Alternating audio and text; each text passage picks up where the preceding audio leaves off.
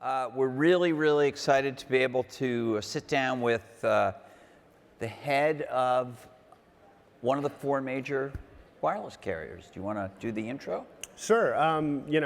Some of you may know he ran a huge business that few people had heard of, but a very successful business, bought by SoftBank, and then, Marcelo Claure is the man that they brought in to try and turn things around, and we're excited to hear more from him about what they're trying to do. Marcelo.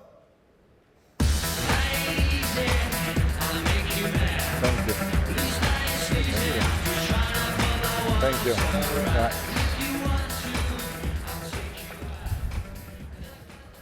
So Marcelo is the guy who's trying to fix Sprint, and that's what we'd like to talk to you about.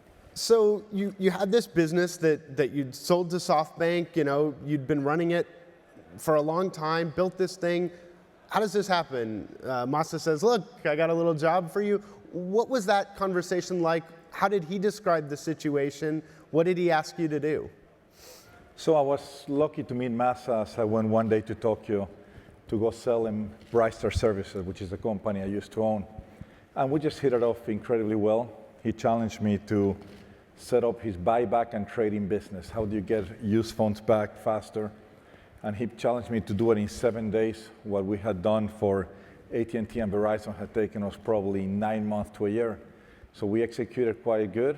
So we developed a relationship, a friendship. Then when he came into the US, he bought Sprint, and he invited me to be part of the board. And I think I was a terrible board member. I was one that when I saw certain things, I was very opinionated, and when the government basically sent us enough signals that the T-Mobile gig ain't going to go through, we said, hey, we gotta figure out how to make Sprint a great company. And then he said, why don't you do that for me? And I said, I can't. I have my company called Brightstar. He said, well, I'll buy it from you. How about that? You want to go run Sprint now? And I said, let's do it. So that's how I got my job as the CEO of Sprint. So at one of our conferences, Here a year ago. This conference a year ago, John Chen From BlackBerry. from BlackBerry was being interviewed, and he said the patient was sicker than I thought when he came in. And he had likened it to surgery. He had said, because when you have a company that's operating, you can't just go in a room and design something new. You have to build it while things are going. So how sick is the patient, and how did it compare with your expectation? I think the patient is doing well now. I think the patient is on a stable condition, which is where we like it to be. And I think we're figuring out how to make this an incredibly powerful and healthy patient. Things were a little tougher than what I thought. And it just going to a company where the employees were demoralized because we were losing customers at an incredible pace. We were losing about 700,000 customers a quarter. So if you have 60 working days, you're looking at about 12,000 customers a day that you're losing. So, everybody was, I would say sad, demoralized. Employees didn't believe in the company. And it was hard because at the beginning, I've never had the chance to run a Fortune 100 size type of company with so many employees. So everybody comes and everybody advises you. They say, look, take your time, don't make any decisions. And by the third day, I said, can't do it, right? Let's just figure out, let's change our pricing plan. And I called that, let's get Sprint back in the game. And fast forward, I've been doing this for 8 months. And it was great that, last quarter we added 1.2 million customers from we were losing, the previous quarters, 300,000 to 400,000 customers. So it feels great. It feels great when you look at your screens, your operating screens every day, and you see that you have more customers coming in from the other competitors, and you're losing customers. So it's a great feeling. The patient is healthy, and now we got to figure out how to make it be a great patient. Well, not to question your medical diagnosis here, but some of the vital signs are improving, but some haven't yet. One of the key metrics in this industry is, are you getting core postpaid smartphone users? You guys, obviously everyone in the industry wants to get these. These are the most lucrative customers. It still hasn't happened. You've said you expect it in the next couple quarters. Yep. How important is that? And when will we see sustained growth and profitability? Because obviously those are keys. Sure, I mean, you got to look at, to us first is we were losing all sort of customers, wholesale, prepaid.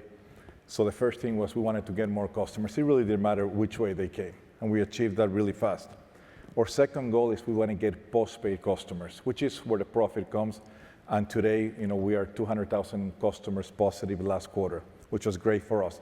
And now our next one is, we want to make sure that we're postpaid handset positive, and we've gone from losing 700,000 to losing 200,000. So, the progress that we're making, I think, is significant. Postpaid handset positive means? Correct. Means you got to measure how many handset customers are leaving versus handset customers are coming in. Oh, I see. They want the people in this room. They've been losing them. They need to get more of them. Sure. I mean, I like the progress that we've made. I mean, we were losing 700,000. We've lost 200,000. But when you look at the whole category postpaid, I mean, we've gone from negative to positive 200,000. And what I think was really significant for me was when you look at last quarter, when you add postpaid and prepaid, we actually added more customers than AT&T, more customers than Verizon, and that's a big deal because Sprint hasn't done that in a very long time. So I think we have good momentum. I think we've had one of the largest drops in churn in the history of telecom, 46 basis points in the U.S. So we like where we are today. There's a long road ahead of us, but you got to celebrate every day. So what about your network? I don't run a network measurement business, but as a tech reviewer, every once in a while I go out with a set of identical new phones and from each carrier, and I go around to different cities and see what the experience is like as if you just were a normal person. Yep. On a business trip or you live there or whatever. And the last 2 or 3 times I've done it, you have been by far dead last in the speeds. I mean, I had one experience that just sticks in my mind where I couldn't find an LTE signal in downtown San Francisco. I couldn't even find your LTE signal. I had to actually leave the hotel, walk like 2 blocks, go into some place, and somehow magically I got a kind of a weak Sprint LTE signal. All the other 3, they may have varied in speed. I can't remember which one was fastest that day at that place, but they all had a signal right in my hotel room, not you. And that was not the only experience like that I've had. So my sense of it is, every time I see one of your ads on TV, I think, well, that's great. They're going to cut my bill in half, which actually isn't quite in half, but whatever. Even if you cut it 20%, that's good. You want to lease me a phone, that's good. But I'm not going to do any of those things because the network isn't going to be there for me. That's my sense, and that's what I've told people who read me.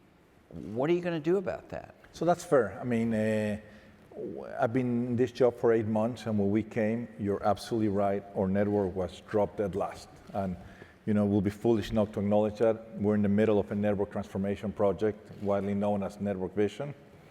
And we've put a relentless focus on getting our network better in the last 8 months. So we like to measure our performance based on a third party called Root Metrics, because what they do is they actually measure the 4 of us identically. And in the last ranking, it was great. We are no longer dead last. We're number 3 according to Root Metrics. But what's really encouraging— Who's dead last? T-Mobile. Okay. Now, what's really encouraging for us is we have a clear plan. And as we start deploying our plan in specific cities, so I'll give you an example. The last tests were done in the last few months.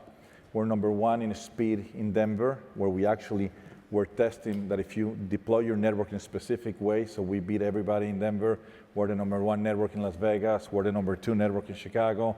So we actually, I think the last ranking showed that we have won 124 first place awards compared to 12 last year.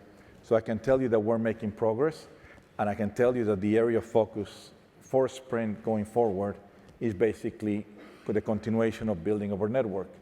Let's talk about the economics of that, because one of the challenges in wireless is it's just as expensive to build a network that few people are using as one that a lot of people are using, or close. There's some added cost with more customers, but in general, you have these huge fixed costs, and if you don't get enough customers, you can't afford to make these investments. how much of what you're trying to do is say, this is what we can afford to spend in network? How much of it is we have to grow our customers significantly to afford the kind of network we want? So it took me a little time to learn, but you know, in the real estate business, location, location, location is all it matters. In the network being a network operator, network is what it's going to take. And you know, we're privileged to be owned or majorly owned by SoftBank, and we have a very clear network plan. We know exactly how we're going to fund it. And I believe Masa was here not too long ago. He was here, yeah. And he made a pretty strong commitment. He says, I'm going to go build an amazing network. But that was premised, his whole point here and elsewhere was, if I don't have enough towers. He literally said, I don't have enough towers to do what I did in Japan, to do what I would like to do. That's why I need T-Mobile. That's why I need the merger. Yeah. So at the time he was here making that pledge, it was premised on the idea of the merger. Sure. Our goal, you know, we've always encouraged consolidation. I think we could be a more formidable competitor if we're 3 instead of 4. But guess what? The government made it very clear to us that at this point in time that was not going to happen. So what do? You reverse, you go back, you sit with your engineers. You understand that today we are the operator with the largest spectrum holdings in the world.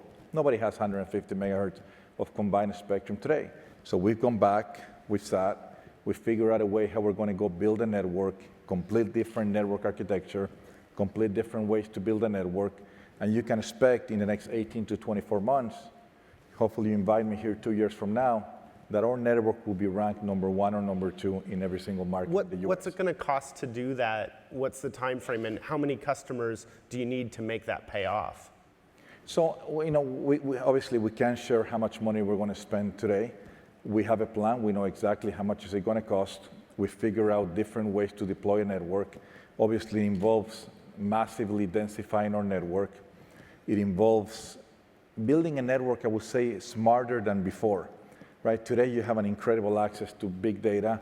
We know exactly the experience that a Sprint customer is getting because they're pinging our network. You know it down to what? Down to each block? We get it down to pretty much each block.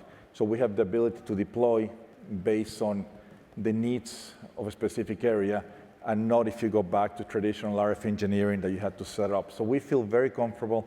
I've spent countless hours in Tokyo with Masa, with his engineers, with our engineers, and you know, I feel very comfortable that if we're able to use our spectrum and deploy it correctly, in less than 2 years, we're going to be number 1. Remember this, number 1 or number 2 in every single important market in the US. So when you go do your testing, you're going to be very happy, and you're going to say Masa and Marcelo came through in their commitments. Okay. And is that alone going to get you the customers you need? I mean, one of the interesting dynamics is for a long time, AT&T and Verizon basically controlled the market. Both Sprint and T-Mobile were not terribly aggressive. A couple of years ago, John Ledger comes in at T-Mobile. Suddenly, they're very aggressive. They have this opportunity to grow. What's interesting is that seemed to work when Sprint was kind of quiet before you came. How does it work if both you guys and T-Mobile are being very aggressive on price? Isn't it just a race to the bottom then? No, I mean, I think customers want 2 basic things. They want to have a great experience in our product or network, and customers want value. And what we've done is we figure out different ways to win customers. If you look at several things that we've done, we were the first carrier to actually launch leasing a phone. And leasing a phone works great. I mean, nobody wants to own a phone after 2 years when the price of that phone just goes down. Price on phone just goes down one way. So we figured out a way for customers to basically turn in their phone after 2 years, and they will always call it a new phone, a new iPhone, or a new Galaxy. And customers love it. You know, I remember when we decided we're going to launch iPhones, the iPhone for Life program, everybody thought we were crazy. Today, over 70% of our iPhones are on leasing, and customers love leasing. They love a lower monthly fee. Secondly, is customers not necessarily like to go to the stores. And I don't know how many of you have gone to a wireless store, but it takes a long time to port in your phone. And considering that we're bringing more customers, so we figured out a way in which we're going to take the customer experience to the customer's home, to the customer's office, to wherever the customer wants. We figured out that we were making customers wait 2 hours in our stores many times because there were lines and we were not set up for that. So we went and we did a Radio Shack transaction that allows us to have now 5,000 different places where people can go ahead and buy it. So we're going to continuously enhance the experience for customers that want to come to Sprint. So if you can have a great network, you can have great value, and you can make it easy for customers to want to buy your devices, I think we're going to be able to accelerate the growth curve that we are in at this point in time. Can you foresee a time when carriers don't need stores at all or don't feel like it's sensible for them to have stores? I mean, you're fundamentally, your product is the network, and you charge me a certain amount to use your network. Yes, I can buy a handset in your store, but I can buy a handset at Amazon or Best Buy or the Apple Store or whatever, you know. There's a million places to buy a handset. I don't have to buy it from you. What you're bringing to the equation that I can't buy in these other places is the network. But So why is that done in a physical store? I think you got to look at a mobile operator completely different. So I think today we all look at the mobile operators through one set of eyes, and we think, hey, these are the guys that provide the network and they sell the phones. When I took the job at Sprint, I look at this is one of the most fascinating ecosystems that exist in the planet. And the reason why I say, look, we are a carrier with a tremendous amount of spectrum, right? Secondly, we are a company that bills, collects, and provides customer care to about 56 million customers. There's very few companies in the world. When you say 56 million customers, what does that mean?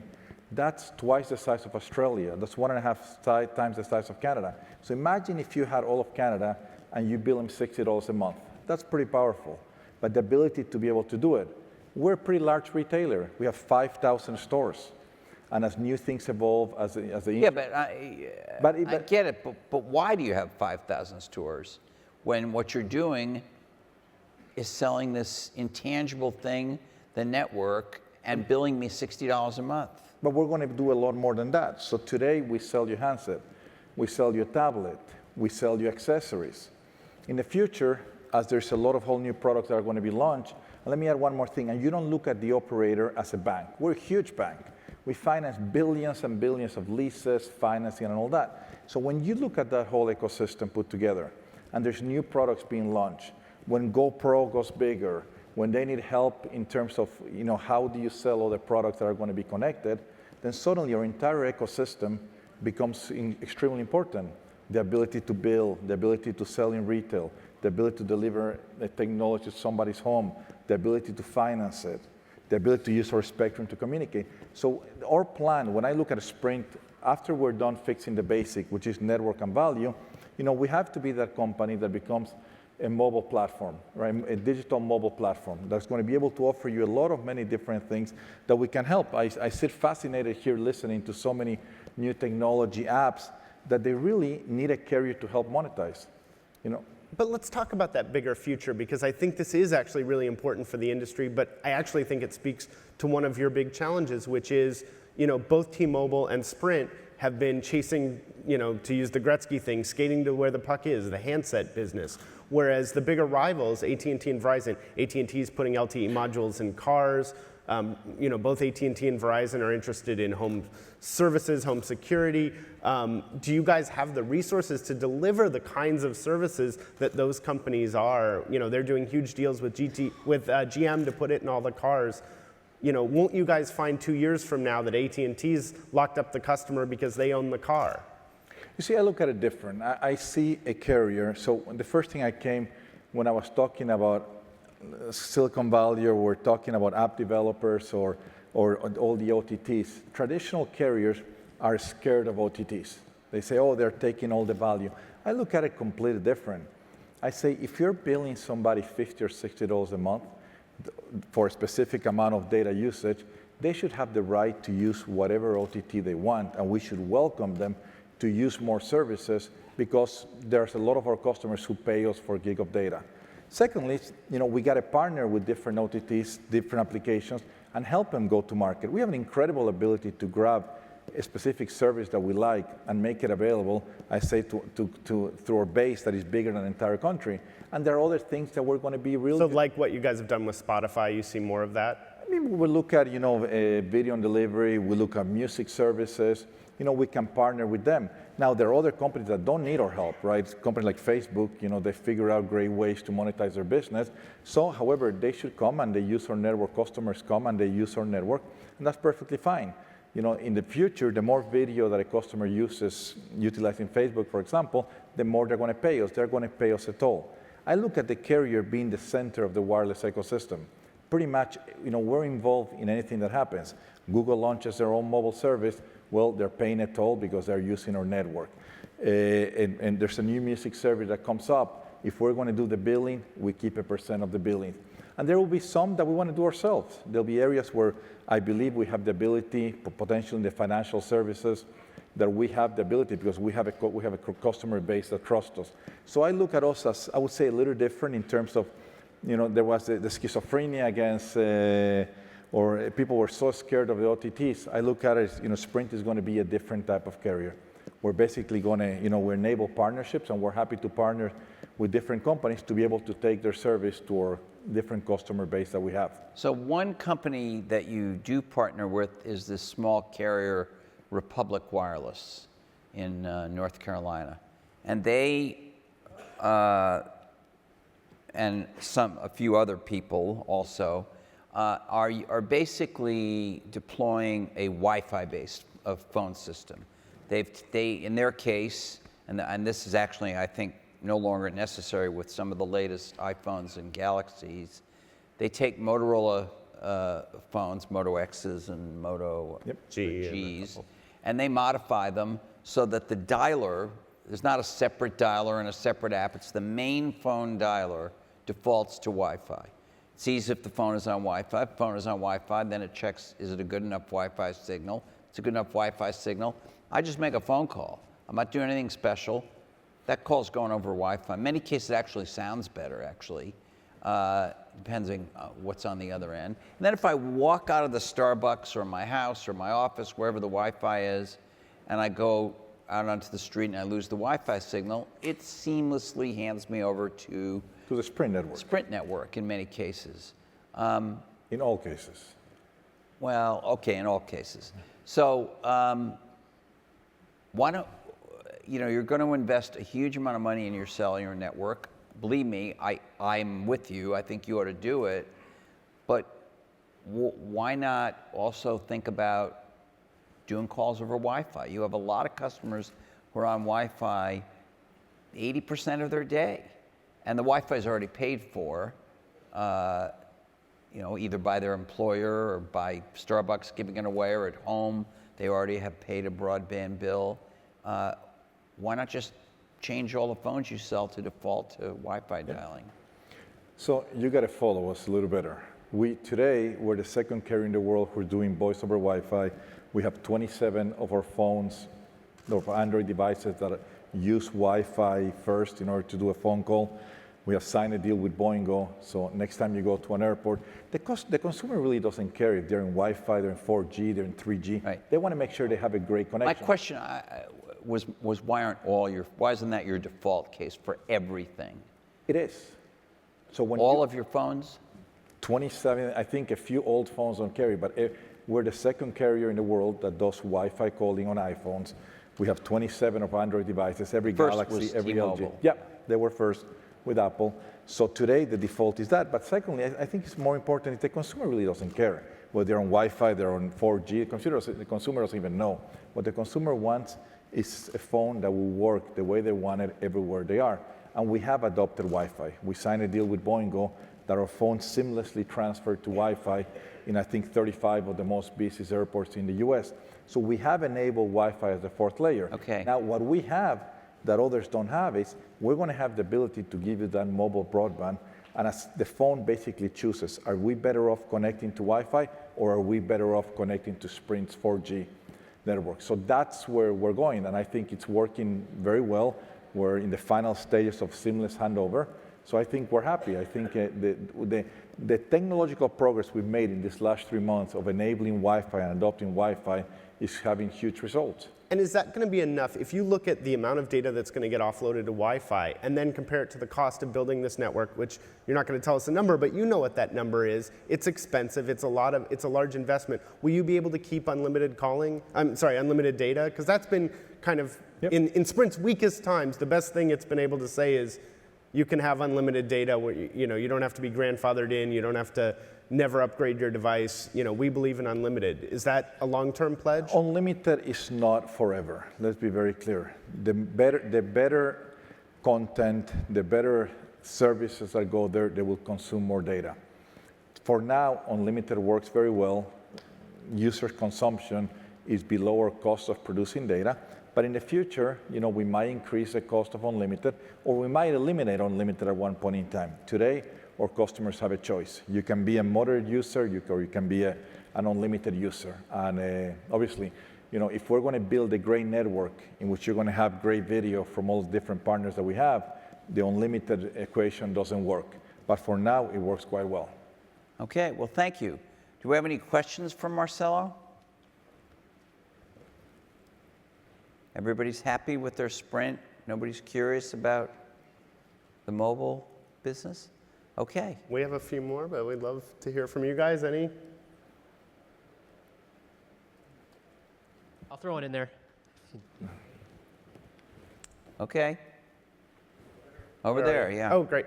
You talk about how you're going to pay for this really large network upgrade. Would you maybe sell? I know you've got a whole bunch of 2.5 gigahertz spectrum I don't think you're using. Would you sell that? I can tell Sounds you like a really expensive project. Well, You guys are burning cash flow. You'll be surprised. Yeah, we also have we also belong to a pretty financially sound company called SoftBank. Now, we have our financing plan. We know exactly what we need to do to go build our network. And I think today I can basically say that we feel very comfortable. We have the necessary financial means to build our network to the exact architecture that we want to build it. Are you planning to sell that spectrum? Well, I couldn't tell you if I was. Marcelo, question for you related to what are you going to do on the innovation front? It's great to see the bucket minutes discount plans, but Verizon, AT&T have done a good job on the innovation. I don't see many of the Sprint guys roaming the Bay Area, even though you've got buildings there, and you've got Japan, which has a history of innovation. So what can you do to leverage that and do a better job connecting with the startup community? So we are, and we're doing more, and I feel in the next few weeks we're going to announce some great partnerships with companies in Silicon Valley, and it's basically about enabling them to use our network to take their products to our base. I mean, that's what we can bring to the table today. On another side that we're looking at it is there's something that bothers me about this industry, and that's the fact that companies like Apple and Samsung, they produce a great new device every single year, and most people are tied up to a 2-year contract. So even if T-Mobile says they don't give you a contract, you're signing a 2-year financing contract, and Verizon or AT&T makes you sign. So we are thinking a lot in terms of, how can we match that time frame? That if new technology comes every year, half the people are frustrated that they got to wait another year. So you'll harmonize your cycle with the... Well, we're thinking about it. So there'll be an iPhone plan where if you want a new iPhone every year, you pay a little more, you lease it. There's a lot more to it than that. But you can expect that, when we talk to customers... That's the ENA plan. That's the ENA plan. That's the ENA plan. You can assume that we've talked to so many different customers, and if there's one pain point that really bothers most customers, is the fact that there's a new iPhone 6 that's being launched, and half the people are on an iPhone 5, and they're dying to get their hands on it. And that hasn't been, I don't think the industry has done a great job of solving them. And as far as basically from an innovation perspective, think of Sprint in the future as a mobile digital company, mobile digital platform that's going to enable this innovation to go through our customers. Well, thank you. Thank you. Thank you very much, Marcelo. Thank you.